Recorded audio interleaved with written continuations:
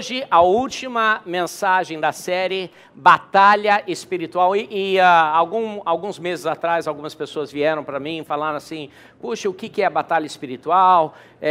E uma pessoa falou assim, puxa, eu queria que o senhor viesse aqui expulsar os demônios da minha casa. Aí eu falei, tá bom, vou lá expulsar os demônios da sua casa. Aí, quantos demônios você tem? Onde é que estão? Eu vou expulsar. E eu acho legal, eu creio nisso, mas aí eu fiz algumas perguntas sobre por que os demônios estavam ali. Por que tinha demônios? Ou por que ela achava que tinha demônios na casa dela? E ela falou, puxa, algumas coisas aconteceram, aqui isso aconteceu, aquilo aconteceu. E aí eu perguntei o seguinte, olha, demônios existem, e demônios nos atacam, e demônios procuram ficar na nossa casa, ou tentar até possuir a nossa vida. Mas demônios fazem isso por causa de algo. O que é que você fez ou está fazendo que está permitindo que esses demônios entrem? Então, o intuito da série Batalha Espiritual na nossa igreja foi de identificar as áreas em que nós precisamos mudar para cortar o poder do inimigo em qualquer área de atacar a nossa vida. Sabe, se você entregou sua vida a Jesus, o sangue de Cristo está sobre sua vida e a maldição está cortada. Porém, se você fizer certas coisas, problemas vão ocorrer, certo? Verdade ou não? Por exemplo, se você está coberto pelo sangue de Cristo, você está salvo, entregou sua vida a Jesus, mas você passar no radar andando a 150 km por hora, você ainda vai ser multado? Claro que você vai ser multado. Claro. Ah, não, mas é graça. Tenta explicar isso para a polícia. Tenta fazer um recurso. Não, mas eu sou salvo, eu estou debaixo da graça de Deus. Tenta e você vai aprender alguma coisa. E o que você vai aprender? Você vai aprender que nós estamos debaixo da graça de Deus, mas isso não exime a nossa vida de certas leis e não garante que a gente não vá passar por consequências ou até maldição se nós fizermos a coisa errada. Então o momento hoje não às vezes pessoas vêm falar comigo e entram no meu gabinete, especialmente casais com problemas. Quem aqui conhece casais com problemas? Nós somos casais com problemas, todos nós. Mas e quando entram, muitas vezes eles falam assim, olha, não fala para o meu marido. Ou então fala assim, não fala para minha esposa. Aí eu sempre falo assim, vou falar sim. Se você não falar, eu falo. Não, mas não é confidencial. Olha, esse negócio de confidencialidade é importante, mas também é uma armadilha. É uma armadilha. E os casais, por quê? Os casais sempre querem falar sobre o outro. Não, mas sabe o que ele fez? E eu sempre respondo a mesma coisa. Eu respondo o seguinte, nós podemos conversar aqui, mas a nossa conversa não vai mudar seu marido.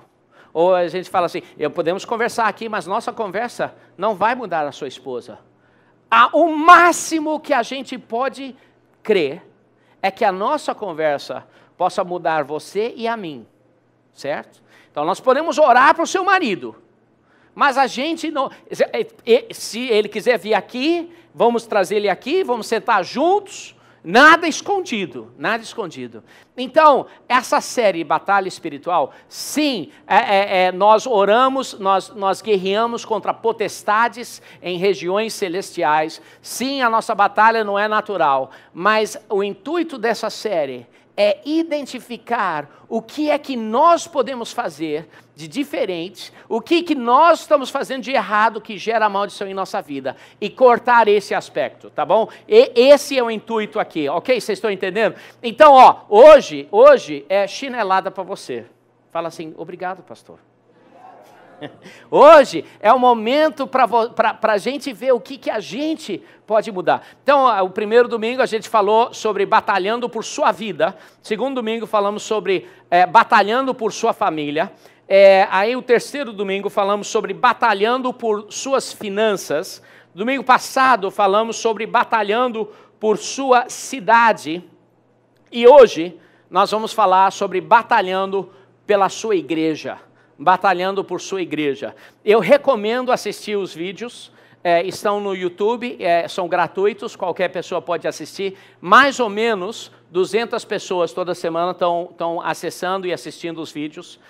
E está sendo uma bênção. Eu quero que vocês aproveitem isso e vejam ali.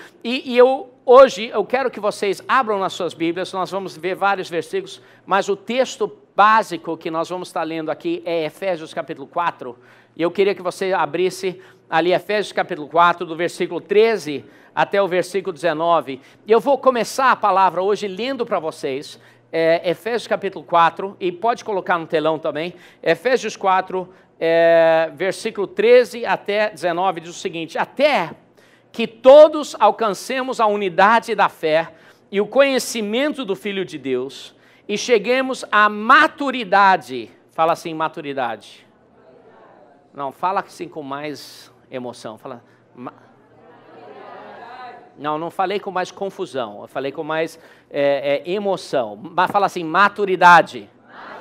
Então, até que cheguemos à maturidade, atingindo a medida de plenitude de Cristo, versículo 14. O propósito é que não sejamos mais como crianças, levados de um lado para outro pelas ondas, nem jogados para cá e para lá por todo vento de doutrina e astúcia e esperteza de homens que induzem a erro. Isso fala sobre unidade de doutrina, vamos falar sobre isso. Antes, versículo 15, seguindo a verdade em amor, cresçamos em tudo naquele que é a cabeça, Cristo, falando sobre honestidade em amor, e dele todo o corpo ajustado, fala assim, ajustado. Alguém conhece alguém na igreja que precisa de um ajuste? Todos nós, ajustado e unido, ajustado e unido, pelo auxílio de todas as juntas, cresce e edifica a si mesmo em amor, na medida em que cada parte realiza a sua função. Isso fala sobre interdependência. E aí o 17, assim eu lhes digo, e no Senhor insisto, que não vivam mais como gentios que vivem na inutilidade dos seus pensamentos. Fala sobre argumentos racionais.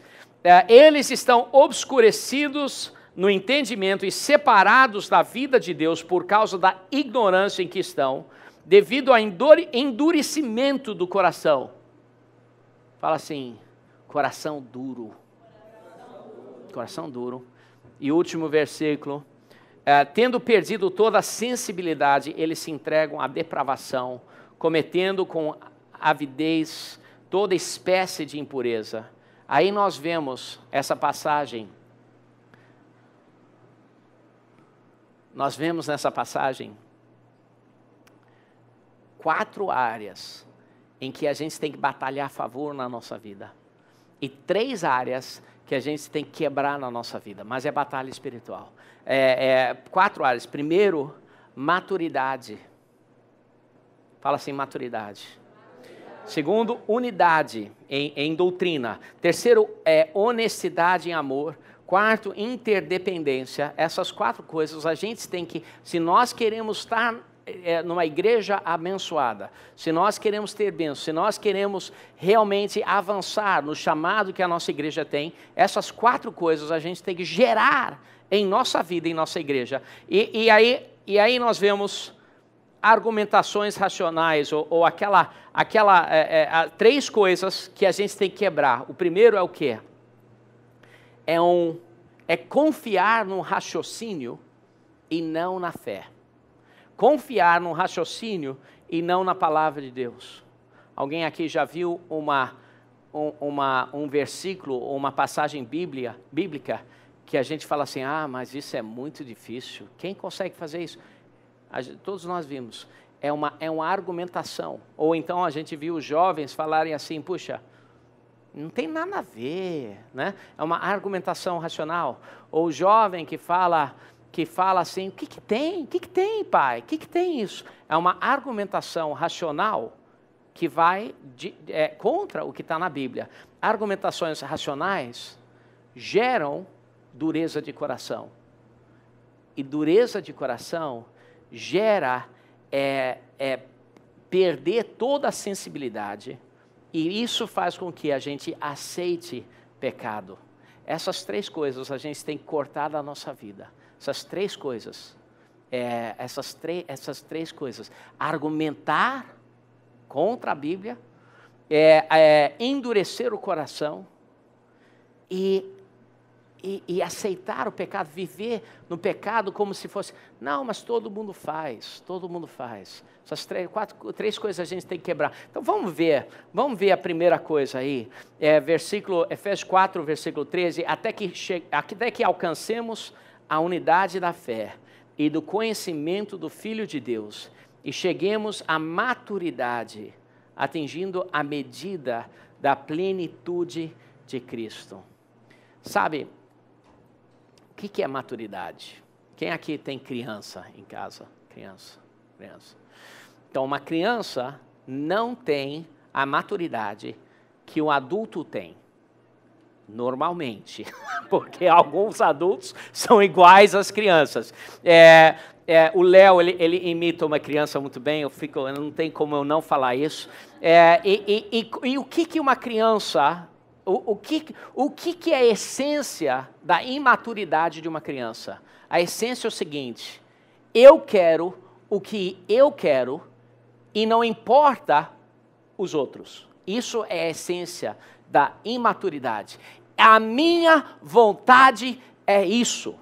A imaturidade é querer o que você quer e não importa os outros. Não importa o que os outros querem, não importa o que os outros falam, não importa o que os outros sentem. Eu quero isso. Uma criança fala assim, criança quando você vê, na igreja ou no mundo, é a mesma coisa. A primeira palavra que a criança aprende, sabe o que é? Não é papai e não é mamãe. A primeira palavra que uma criança aprende é meu. Isso é meu, daqui. O outro dia a gente estava num evento da igreja. Aí tinha um monte de crianças, mas tinha uma bola. E sabe, crianças brigam. E brigam. E é meu. E é natural. Mas você espera que a criança, no conviver com outras crianças, aprendam a maturidade. É normal.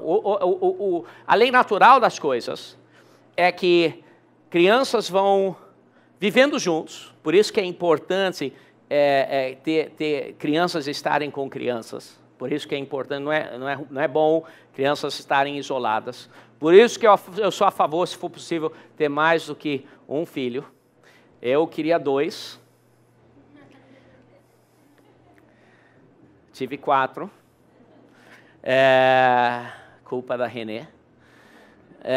Mas crianças, quando estão juntos, aprendem. No início, só querem o que querem. Mas quando depois levar uma paulada na cabeça, paulada na cabeça é feio, né? Levar tem aqueles conflitos, vão aprendendo.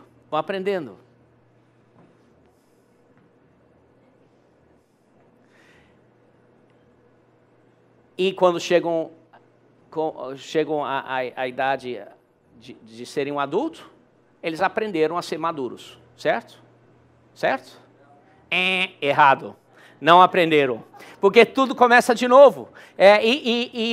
Os adultos, a mesma coisa. Eu quero o que é meu. Só que são um pouco mais sofisticados. E você já viu alguém que quis uma coisa, mas aí não deu.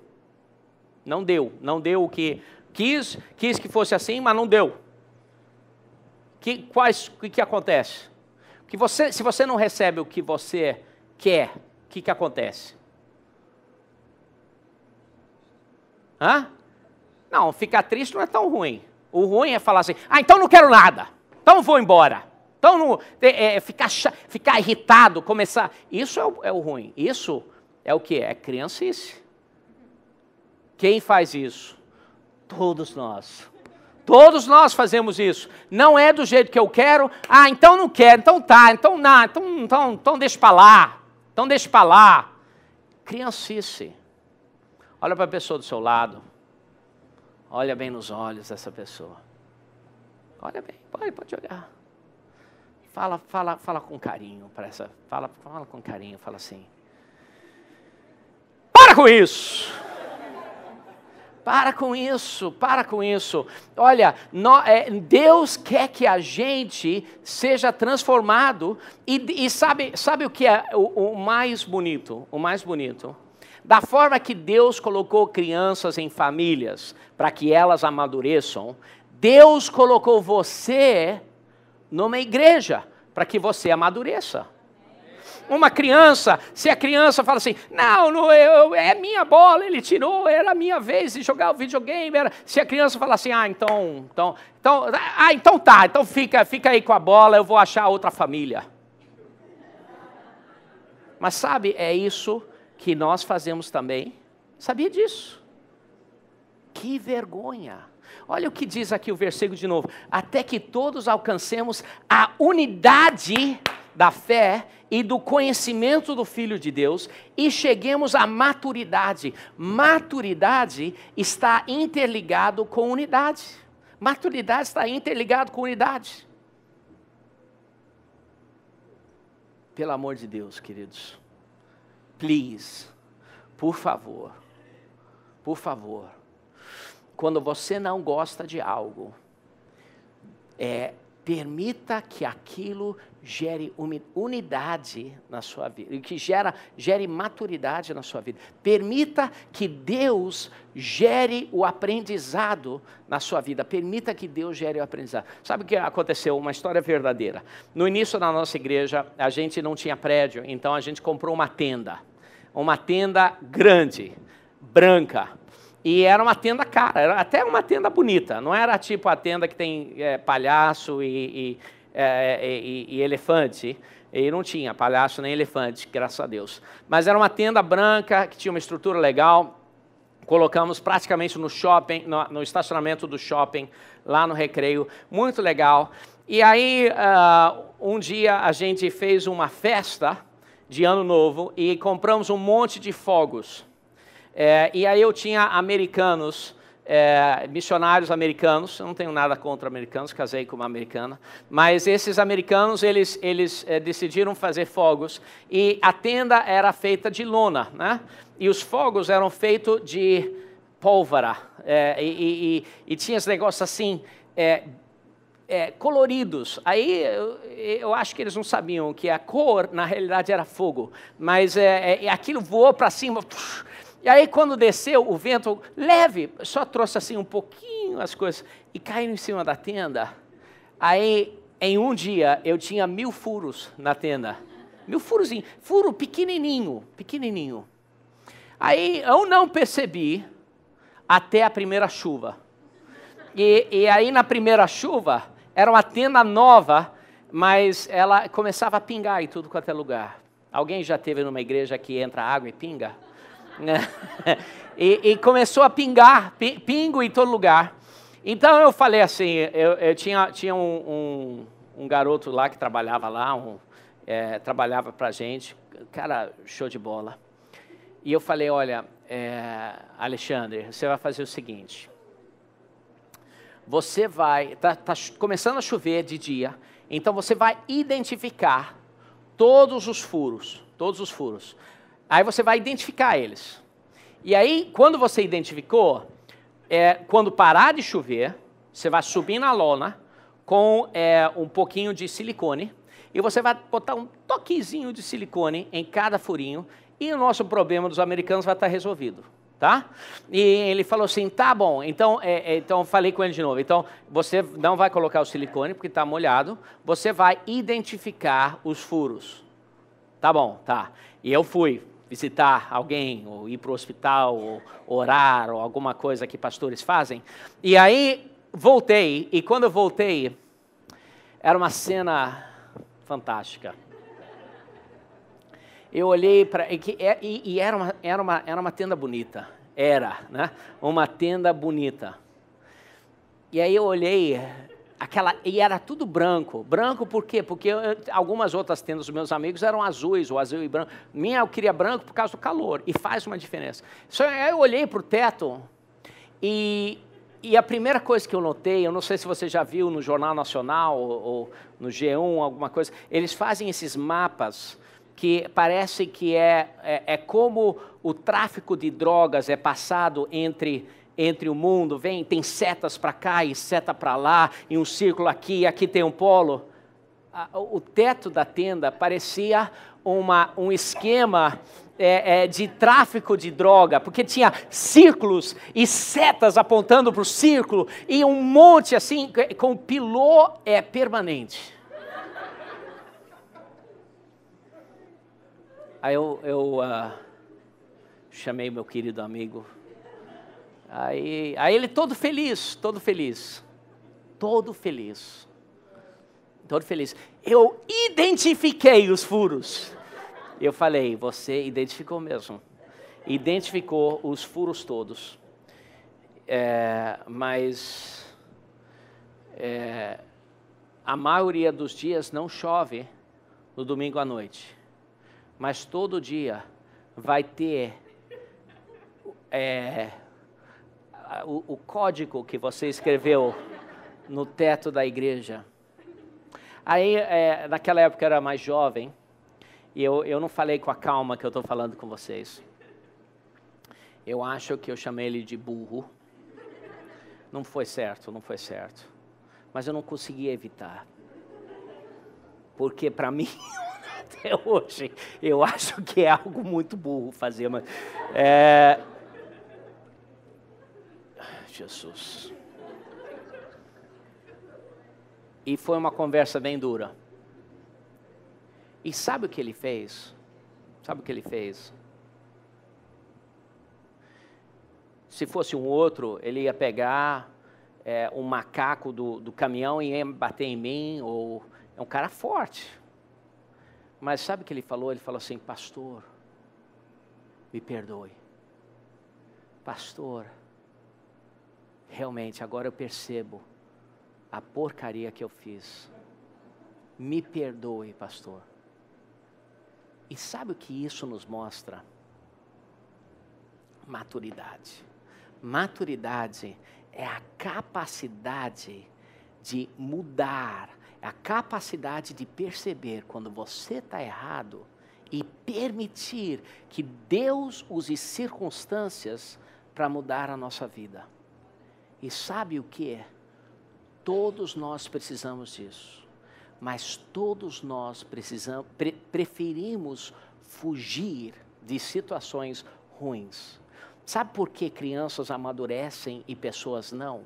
Porque crianças não conseguem se divorciar dos seus pais, mas pessoas em igreja têm um problema, vai. E sabe o que eu quero ver? Eu queria ver a nossa igreja ser diferente. Eu queria ver a nossa igreja ter um mover em que, quando nós somos confrontados com coisas difíceis, ou quando nós não conseguimos a nossa vontade, ou quando as coisas não acontecem do jeito que a gente quer, que a gente permite Deus nos amadurecer através daquelas coisas. Quantos de vocês querem amadurecer? Então vocês vão ter que passar por muita dificuldade. Dificuldade é o que nos amadurece. Dificuldade é o que nos amadurece. Maturidade é poder distinguir a diferença entre o que você quer e o que é certo.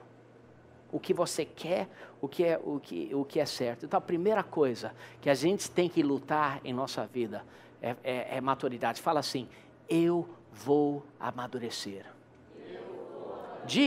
Diga isso, eu vou amadurecer. Segunda coisa, versículo 14, próximo versículo. O propósito é que não sejamos mais como crianças, levados de um lado para o outro pelas ondas, nem jogados para cá e para lá por todo o vento de doutrina e pela astúcia e esperteza dos homens que induzem ao erro.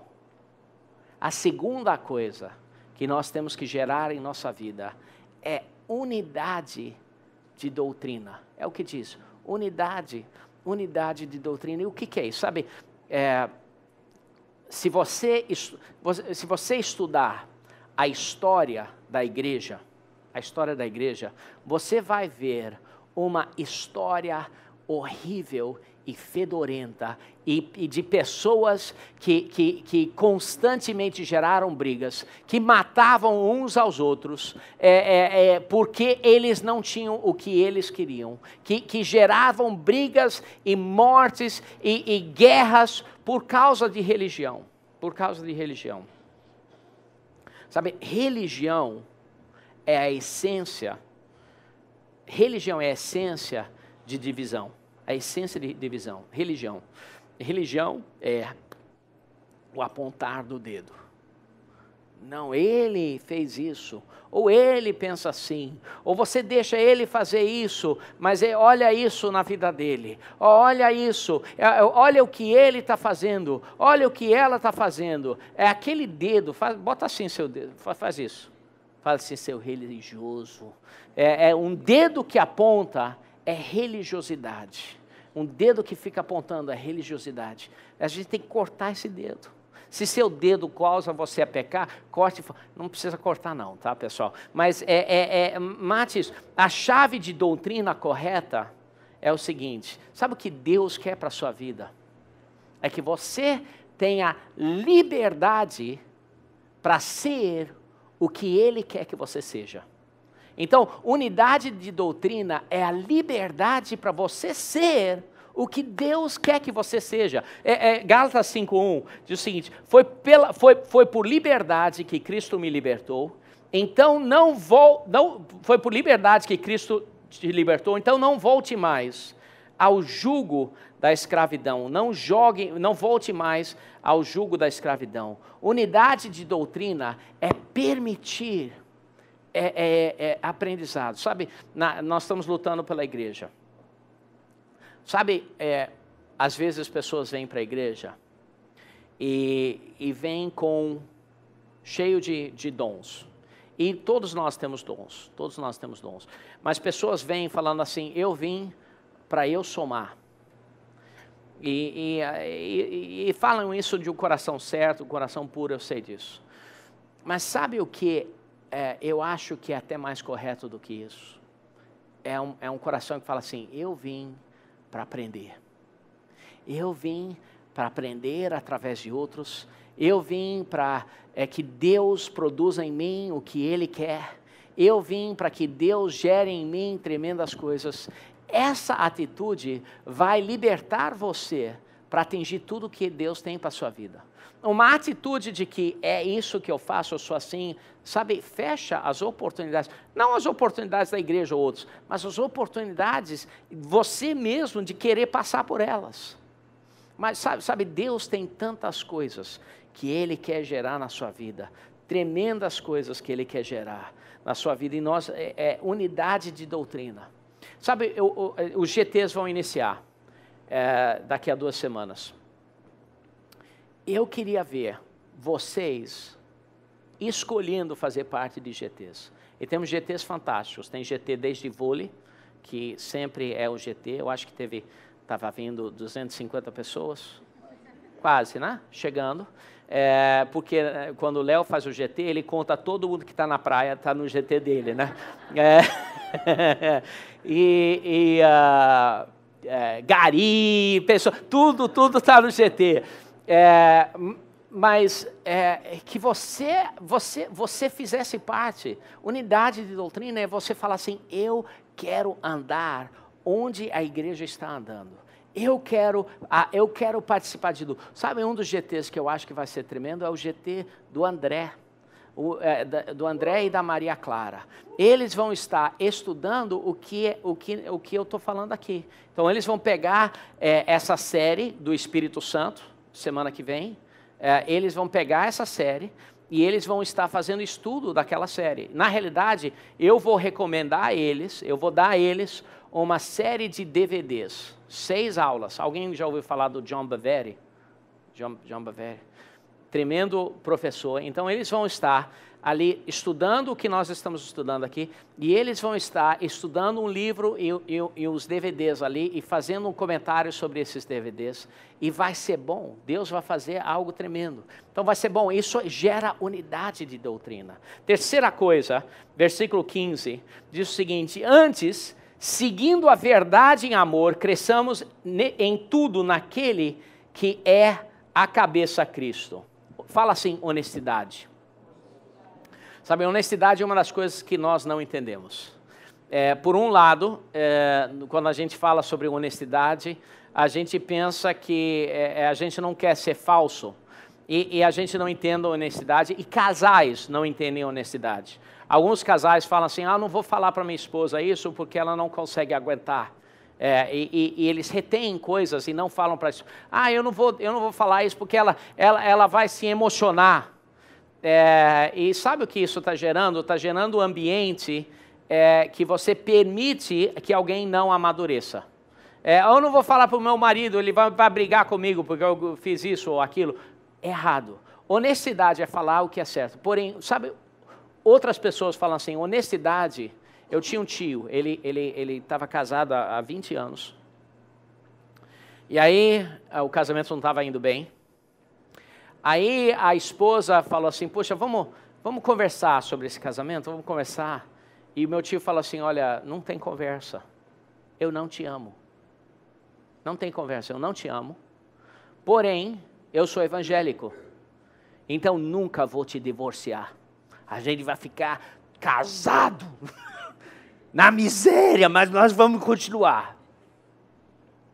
Aí ela largou ele, casou com outro. Falar a verdade não é dizer tudo que chega ao seu coração. Sabe? Sabe por quê? Porque seu coração é mentiroso. Seus sentimentos e as suas emoções são mentirosas. Quem aqui que é casado, você já sentiu um profundo amor por sua esposa? Só eu? Caramba. Quem aqui não precisa levantar a mão, especialmente se sua esposa está aqui, já sentiu o oposto de um profundo amor? Por quê? Porque nosso sentimento flutua. Nosso sentimento flutua. E se a gente pensar que o nosso sentimento é a verdade, a gente vai fazer uma salada de fruta da nossa vida. Isso não é verdade, falar tudo que vem à mente. Isso é burrice. Mas falar a verdade é falar as coisas que não mudam, que são verdadeiras e que você sabe que são verdade, são coisas inspiradas pela palavra de Deus. Isso é verdade. Falar a verdade em amor é declarar sobre as pessoas em volta, sobre as pessoas da igreja ou sobre sua família, as coisas que você sabe. Vou te dar um exemplo. Sabe o que a gente sabe com certeza sobre a sua vida? A gente sabe com certeza que você é um vencedor. Na realidade, a gente sabe que você é mais do que um vencedor. Mas quem aqui já viu alguém na igreja que pareceu um perdedor? Não precisa levantar a mão, por favor. Mas a gente pensa, cara, que perdedor. Mas isso não é verdade. A verdade é que ele é mais do que um vencedor. Falar a verdade em amor é declarar o que Deus quer fazer na vida de cada um. E a última coisa que a gente tem que gerar em nossa vida é uma interdependência dele, todo o corpo, ajustado e unido pelo auxílio de todas as juntas, cresce e edifica a si mesmo em amor, na medida em que cada parte realiza a sua função. Fala assim, ajustado e unido. Olha, essas duas palavras no grego falam sobre construção civil. Fala sobre pegar toras de madeira e fazer o encaixe na tora, e o outro encaixe na outra tora, e pegar uma tora em cima da outra e compactar eles juntos, tal, para que faça uma junta bem ajustada. Uma junta bem ajustada. Vou ler mais alguns versículos aqui para vocês. Colossenses 2, versículo 18, 19. Trate de alguém a partir da qual todo o corpo, sustentado e unido pelos seus ligamentos e juntas, efetua o crescimento dado por Deus. Isso aqui é em Colossenses. De novo, as mesmas duas palavras, tiradas do conceito de construção de prédios. E aí, Efésios capítulo 2, outro capítulo, versículo 21, do qual todo o edifício é ajustado e cresce para se tornar um santuário santo no Senhor. De novo, as palavras sobre construção. Sabe que a palavra de Deus diz que a igreja é um edifício espiritual. Espiritual. Não é um edifício físico, é um edifício espiritual. E Deus está tentando fazer com que o seu membro, a sua vida, se encaixe em juntas bem ajustadas com outros. Olha para a pessoa do seu lado e fala assim, você está precisando de uns ajustes ainda. A igreja é o lugar que gera os ajustes na sua vida. Quem aqui diria assim, eu estou perfeito, são os outros que precisam ser ajustados? Alguém? Nem eu. Então a igreja é um lugar onde Deus vai gerar ajustes na sua vida. Quem gosta de ajustes? Ninguém gosta. A gente quer que os outros sejam ajustados para servir a mim. Vi um vídeo uma vez chamado Igreja Eu. É um vídeo, é engraçado. E aí era uma série de pessoas entrevistadas que falavam como eles queriam que a igreja fosse. E aí o primeiro falou assim, eu queria que a igreja começasse quando eu chegasse. Eu queria que a igreja começasse quando eu chegasse. Porque, sabe, às vezes eu estou ocupado ou alguma coisa aconteceu, eu chego atrasado. Eu queria que quando eu chegasse na igreja, aí que começasse o louvor. Eu queria que quando eu chegasse na igreja, aí que começasse. Eu queria que uma igreja que servisse a mim, que entendesse como eu sou. Aí ia para outro, igreja. Eu queria uma igreja que não pedisse dinheiro. Eu queria ir para uma igreja, que eu podia ver o que todo mundo está dando de dízimo, mas que ninguém visse o que eu estava dando, ou não dando. Era igreja. E sabe, é cômico, mas a realidade é que no nosso coração é o que a gente quer mesmo. A gente quer que os outros se ajustem a nós, os outros se conformem a nós, mas a igreja é o lugar para fazer uma linda catedral espiritual através da sua vida. E através da sua vida ajustada um com o outro. Sabe, algumas pessoas falam assim, igreja não é o prédio, são as pessoas. E sabe de uma coisa, também não são as pessoas. Eu já fiz eventos grandes aqui em Niterói e nos Estados Unidos, no Recreio. Eu já chamei o Kleber Lucas e lotei a igreja com 750 pessoas. Já fiz um evento com Thales, 3.500 pessoas. E eu percebi que essas pessoas não fazem parte da igreja. Querem assistir o show. Legal, também quero. Não fazem parte da igreja. E se eu fosse chamar a Rita Lee para tocar aqui, também ia encher de gente. Talvez, não sei, talvez não. Mas isso não seria a igreja. Igreja não são só pessoas. Igrejas são pessoas conectadas uma na outra. Pessoas conectadas uma na outra. Nós vamos cantar aquela música Somos Corpo. Igrejas são pessoas conectadas uma na outra. Conectadas. Dá a mão para a pessoa do seu lado.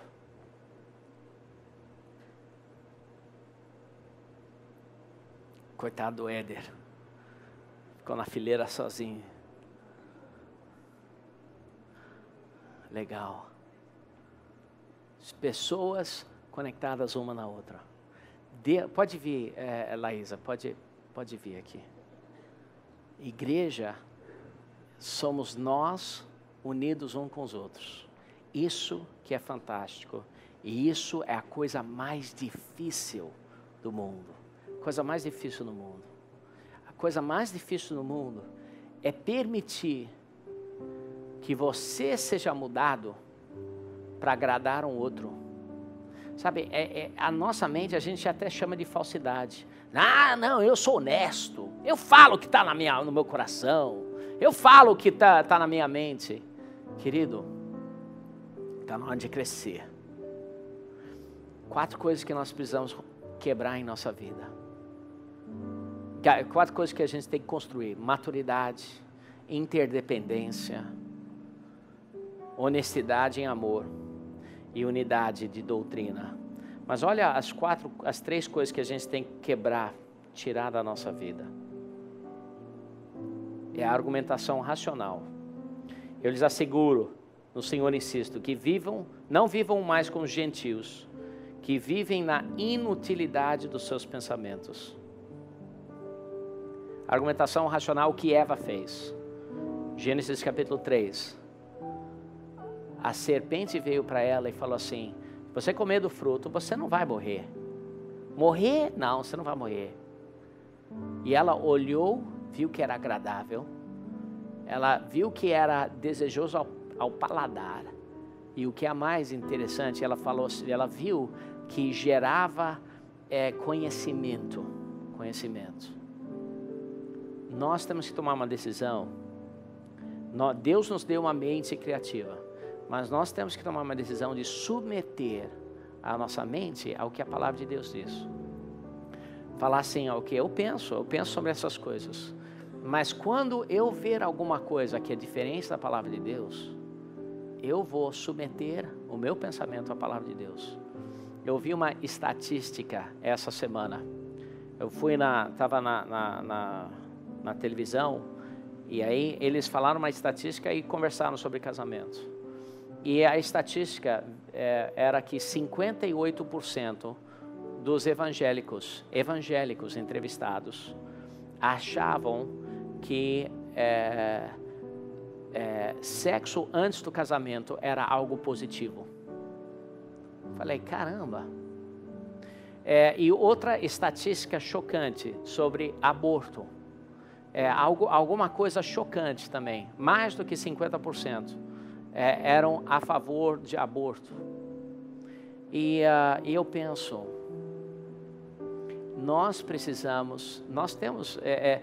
tem muitas coisas na Bíblia que vão contra a nossa cultura. Mas se nós não ancorarmos na torre forte, a palavra de Deus, que não muda, a gente vai ficar à deriva de muitas coisas. E quando nós começamos a questionar coisas na Bíblia, nosso coração começa a ficar endurecido. Começamos a endurecer o nosso coração. Eles são obscurecidos no entendimento e separados da vida de Deus por causa da ignorância em que estão, devido ao endurecimento do coração. 1 Timóteo 4 diz, o Espírito claramente diz que nos últimos tempos alguns abandonarão a fé e seguirão espíritos enganadores e doutrinas de demônios. Tais ensinamentos vêm de homens hipócritas e mentirosos que têm a consciência cauterizada. Sabe, nem tudo que a sua consciência te fala é o certo. Nem tudo que a tua consciência te fala é o certo.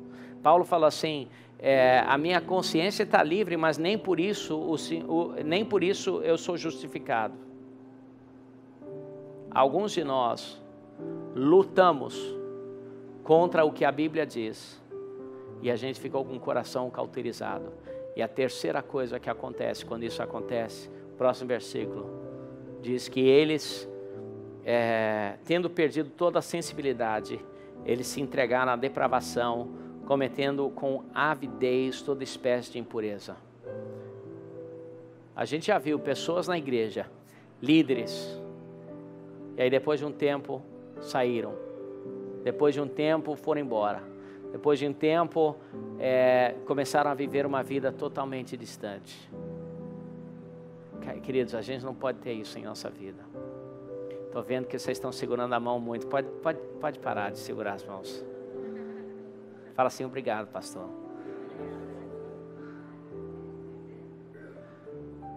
O Éder estava aqui assim.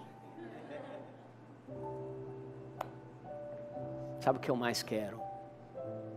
É ver a nossa igreja amadurecer e atingir o que Deus quer para a nossa vida. Amém? Quantos de vocês creem que Deus tem coisas tremendas para a sua vida? Eu creio também.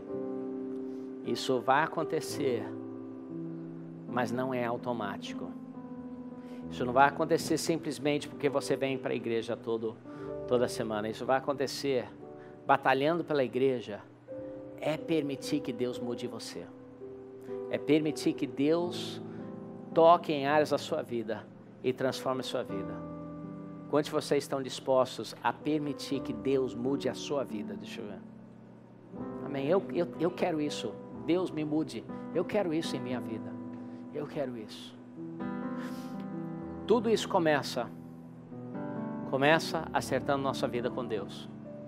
De repente você está aqui hoje e você diz, pastor, eu nunca entreguei minha vida a Jesus. De repente você está aqui e você diz, pastor, eu estou longe de Deus, estou afastado, estou desviado. Ou você fala assim, tem áreas na minha vida que realmente eu preciso lidar com essas áreas. De repente a minha pregação hoje trouxe a memória na sua vida, áreas da sua vida em que você realmente tem resistido o que a Bíblia diz. Tem resistido o que a palavra de Deus diz. Você sabe o que a palavra de Deus diz. Você ainda tem uma consciência sobre isso. Mas a sua consciência está ficando cada vez mais cauterizada. E daqui a pouco, você não vai nem sentir mal sobre isso. Sabe quando nós somos salvos, nós temos uma consciência do que é certo e o que é errado.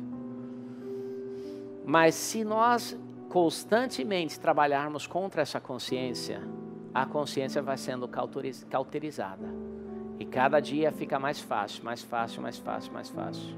Até o ponto de perder toda a sensibilidade. E quando nós perdemos toda a sensibilidade, nós viramos nossas costas em Deus. Não é Deus que vira em nós, não. Deus está ali, estendendo o braço, como o pai do filho pródigo. Mas o filho pródigo teve que cair em si e voltar. Ele estava perdido. A ovelha perdida estava perdida. A moeda perdida estava perdida. Estava perdida.